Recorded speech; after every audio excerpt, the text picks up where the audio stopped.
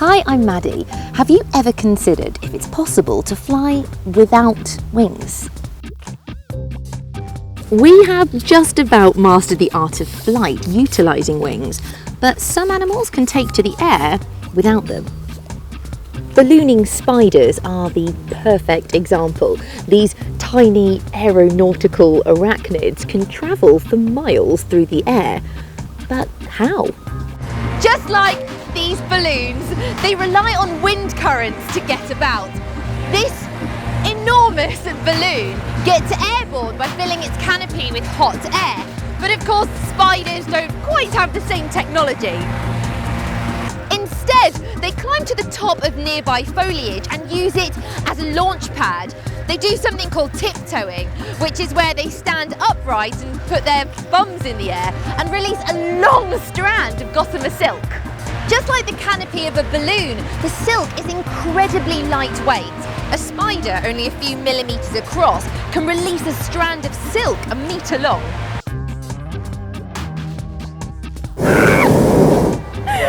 The silk creates drag, and when there's the right amount of updraft, the spider is hoisted into the air. Take off. When conditions are optimum, hundreds of them will leave the ground. It's primarily the juveniles who leave their nursery in the autumn in search of new habitats. Some of them might only reach a few metres before they touch the ground, but if they catch a strong air current, they can travel tens of miles a day, perhaps crossing small oceans or maybe even into neighbouring countries. Of course, once they're airborne, spiders have no control over their destination or direction, unlike some gliding ants.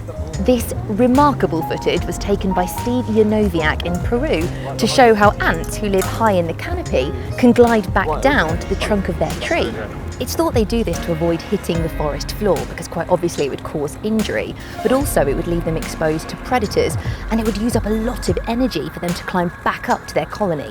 These ants actually glide backwards, abdomen first, and it's thought that they use their legs to help guide them back to the trunk. There are plenty of other wingless animals who, once they reach a good height like this, are able to glide or at least slow down to their descent. Sugar gliders can travel over 50 metres between trees by stretching flaps of skin between their fore and hind legs. They also use their tail as a rudimentary rudder to help steer them back to the trees.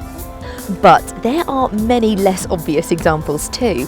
The flying frog uses enlarged toe pads as mini parachutes to glide between trees. And there are also 5 species of flying snake who flatten their ribs in a cross-sectional shape similar to a frisbee. They then perform exaggerated S-shaped movements to stabilise themselves. It's a little bit like a tightrope walker moving from side to side for balance. Although none of these animals have achieved true flight like birds, bats and insects, they have shown us how it's possible to take to the air without wings. Sadly, they don't all land as elegantly as they take off. Wow, don't forget to subscribe and I'll see you soon on Earth Unplugged. Hi, I'm Sam. Have you ever considered whether you could actually become a real-life superhero? So I'm super strong, I can climb walls and I can control minds. So let's step it up with flight. Hi, I'm Maddie. Have you ever considered if woodpeckers get headaches?